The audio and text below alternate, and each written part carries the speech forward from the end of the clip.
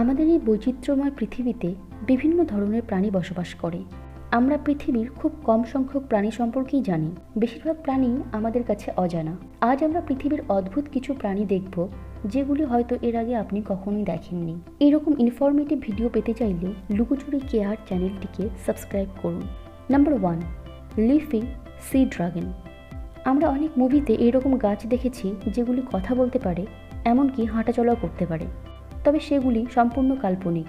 তবে আমাদের পৃথিবীতে এমন একটি প্রাণী রয়েছে যেটি দেখতে একদম লতাপাতাযুক্ত গাছের মতোই। প্রথম অবস্থাতে দেখে মনেই হয় না যে এটি কোনো প্রাণী হতে পারে। আসলে এটি হলো এক ধরনের সামুদ্রিক মাছ।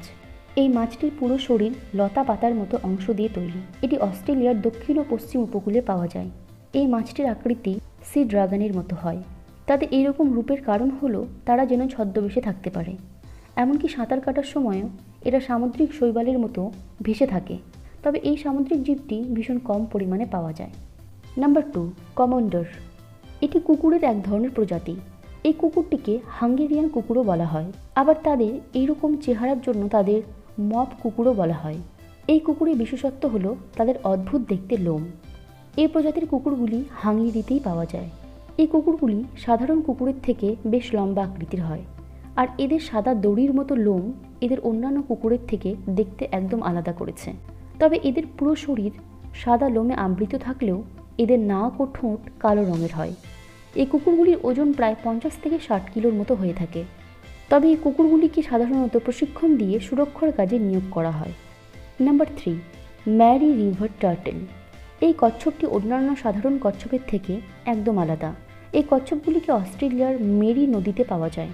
অন্যান্য কচ্ছপের থেকে এদের মাথার আকৃতি বেশ ছোট হয় এবং পেছনের পাগুলি আকারে বেশ বড় হয়। তবে সবথেকে আকর্ষণীয় ব্যাপার হলো যে এই কচ্ছপের মাথার ওপরে সবুজ রঙের চুল রয়েছে। এছাড়া এই কচ্ছপগুলি খুব দ্রুত সাঁতার কাটতেও পারে। আর অবাক করা ব্যাপার হলো যে এগুলি জলের নিচে টানা 3 দিন পর্যন্ত থাকতে পারে। সত্যি এটি বেশ অদ্ভুত। নাম্বার 4, পাম থিপ। এটি কাঁকড়ার এক ধরনের প্রজাতি। এই কাঁকড়াটি ভীষণ শক্তিশালী হয় এবং আকারেও বেশ বড় হয়ে থাকে। এই কাঁকড়াটি ওজনে প্রায় 4 কিলোর মতো হয়। এদের মোট পায়ের সংখ্যা 10টি, আর সামনের পা জোড়া সব থেকে বড় হয় এবং শক্তিশালীও হয়।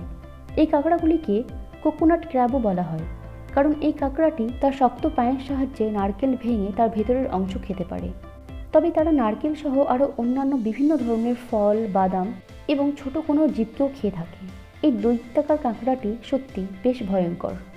Number 5, pacu fish. এটি হলো আমেরিকার মিষ্টি জলের এক ধরনের মাছের প্রজাতি।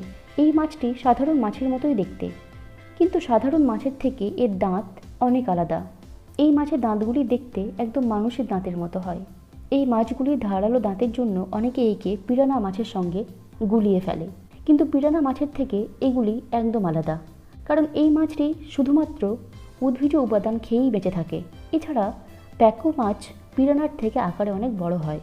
তবে এই মাছটি উদ্ভিজ খাবার খেলেও মাঝে মাঝে মানুষের ওপরও আক্রমণ করে ফেলে, কিন্তু সেটি শুধুমাত্র নিজের আত্মরক্ষার জন্যই। Number 6, agora rabbit. পৃথিবীর সবথেকে কিউট দেখতে একটি প্রাণী হলো খরগোশ। কিন্তু অ্যাগোরা খরগোশ হলো পৃথিবীর মধ্যে সবথেকে প্রাচীন গোষ্ঠীর খরগোশ। এই খরগোশটি সাধারণ খরগোশের তুলনায় বেশ বড় হয়। এছাড়া এই খরগোশের লোমগুলি বেশ বড় আকৃতির হয়। এই সাদা রঙের ইউনিক খরগোশগুলিকে তুর্কিতে পাওয়া যায় এবং এগুলি বেশ দামিও হয়। এই খরগোশগুলিকে মূলত তাদের এই লোমের জন্যই পালন করা হয়। এই লোমগুলি ভীষণ সিল্কি ও নরম হয়। এই পশমগুলি দিয়ে বিভিন্ন রকমের উলের কাপড় তৈরি করা হয়। এই খরগোশগুলি দেখতে যেমন কিউট তেমনি ইউনিক। আজকের ভিডিওটি কেমন লাগলো আমাকে কমেন্টের মাধ্যমে অবশ্যই জানাবেন। আর ভিডিওটি ভালো লাগলে লাইক এবং শেয়ার করবেন। ধন্যবাদ।